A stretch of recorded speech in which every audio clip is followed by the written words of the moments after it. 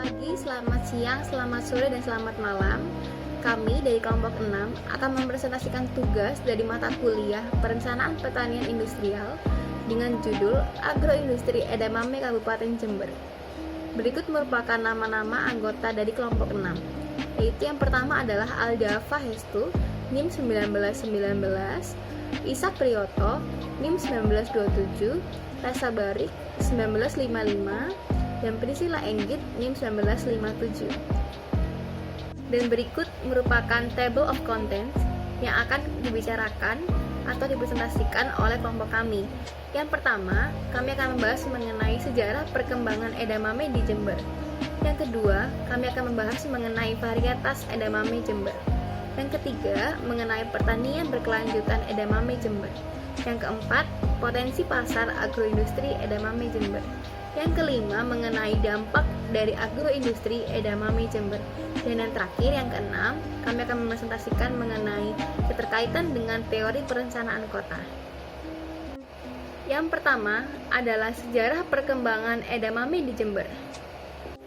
Edamame berkembang di Indonesia pada akhir tahun 1980 karena terdapat orang-orang Jepang di Jakarta yang memiliki budaya untuk mengkonsumsi edamame.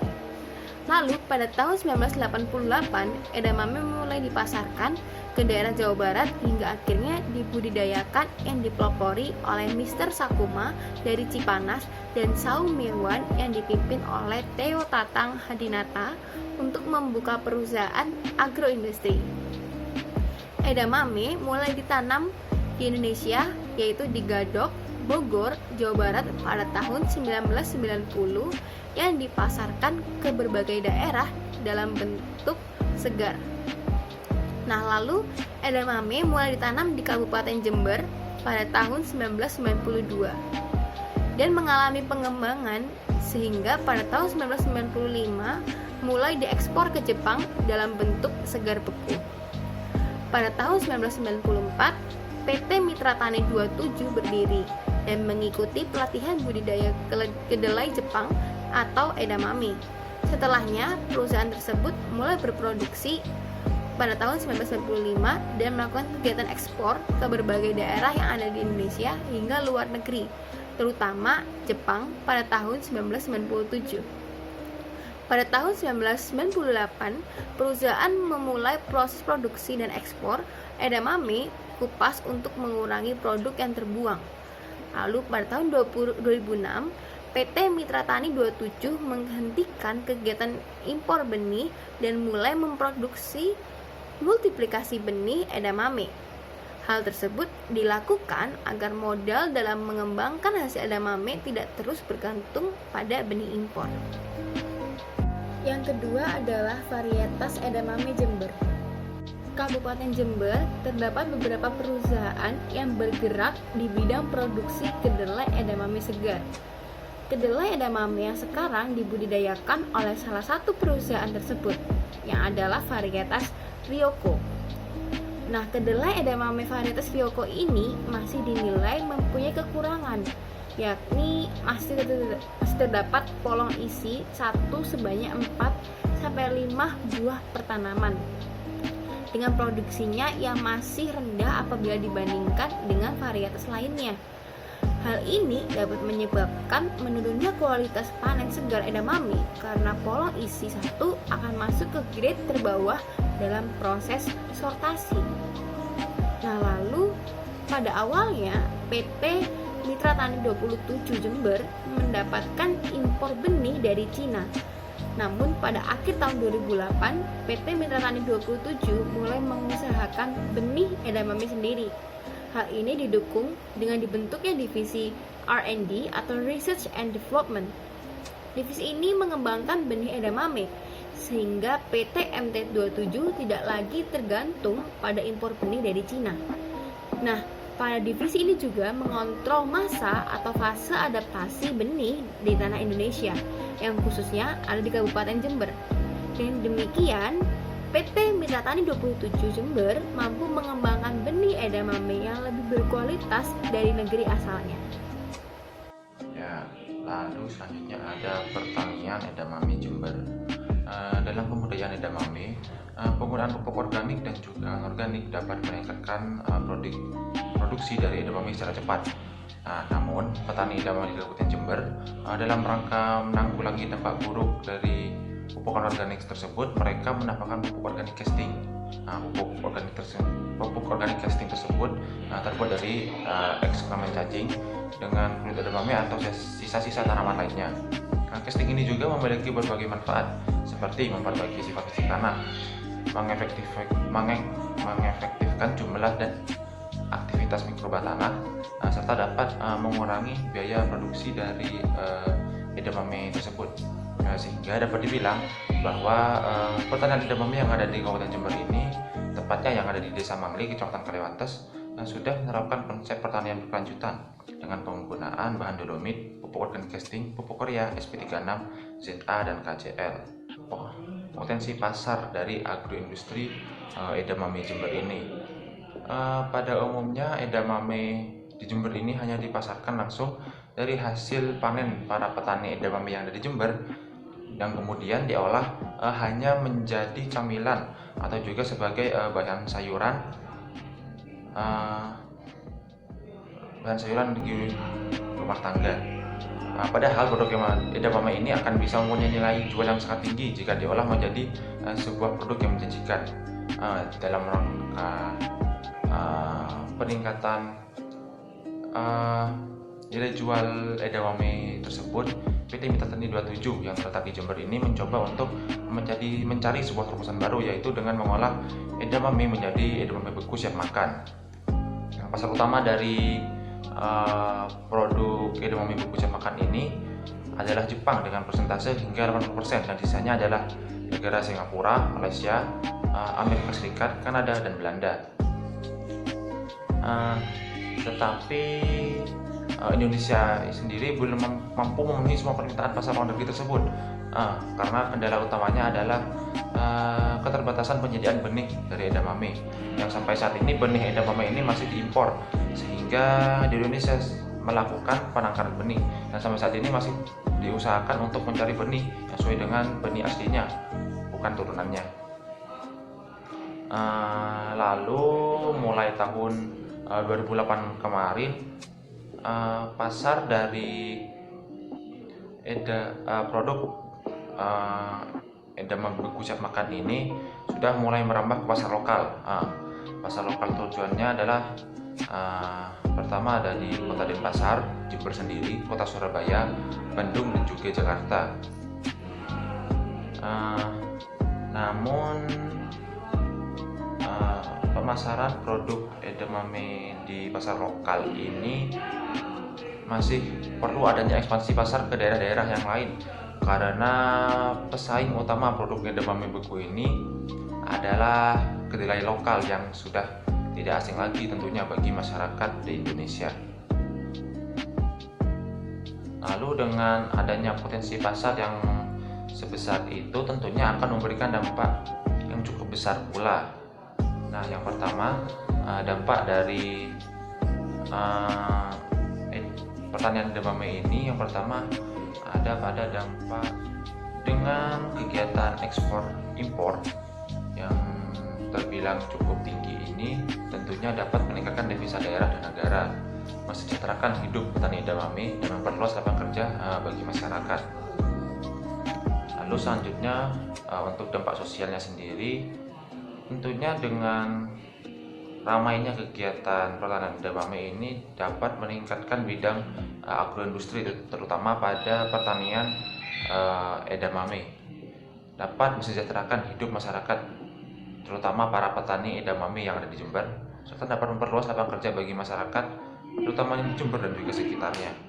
Baik, saya akan melanjutkan pemaparan materi terkait agroindustri edamame di Kabupaten Jember. Materi berikutnya adalah tentang keterkaitan dengan teori perencanaan kota. Untuk teori perencanaan wilayah dan kota, dalam studi kasus ini menggunakan teori morfologi kota yang diadopsi menurut pendapat dari dua para ahli, yakni Whitehead di tahun 1977 dan Konzen di tahun 1958. bahwa kajian mengenai sejarah suatu perkotaan merupakan dasar terpenting dalam mengkaji sebuah morfologi perkotaan. A. Sejarah Kabupaten Jember. Pada masa 1900-an, Jember bukanlah sebuah kota yang berdiri sendiri, tetapi bagian dari Kota Bondowoso yang dijadikan sebagai daerah perkebunan dan irigasi oleh Belanda. Namun, seiring berjalannya waktu, pada awal abad ke-19 sampai awal abad ke-20, kota yang menarik pertumbuhannya justru kota Jember. Penyebabnya adalah adanya terobosan dari sistem kapitalisme yang berwujud perkebunan partikelir yang memicu berdirinya perusahaan-perusahaan, sehingga mengubah kehidupan sosial dan ekonomi masyarakat sekitar. Sehubungan dengan perubahan status kota Jember, pemerintah pusat mengadakan perombakan struktur pemerintahan dan menggalakkan pembangunan infrastruktur seperti pembangunan jembatan dan jalan, serta yang terpenting yaitu dibukakannya sebuah jalur kereta api Surabaya Probolinggo Jember dan jalur kereta api dari Jember menuju Panarukan, yang mana berfungsi sebagai alat transportasi untuk mengangkut hasil komoditi.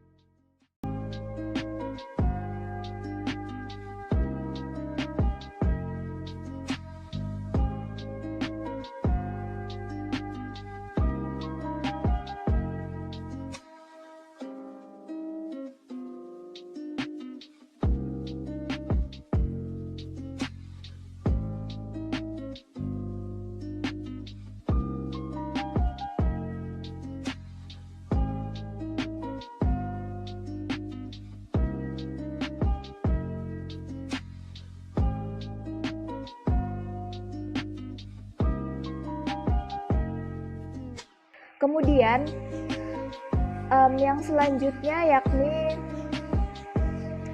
pengaruh agroindustri edamame terhadap pengembangan morfologi Kabupaten Jember. Dengan komoditi unggulan dari Kabupaten Jember, salah satunya yaitu edamame, yang juga telah menyumbangkan banyak pengaruh pada aspek citra kota Jember melalui PT Mitra Tani 27. Aspek image kota atau citra kota juga terbentuk melalui hasil komoditi unggulan Jember seperti tembakau dan juga edamame.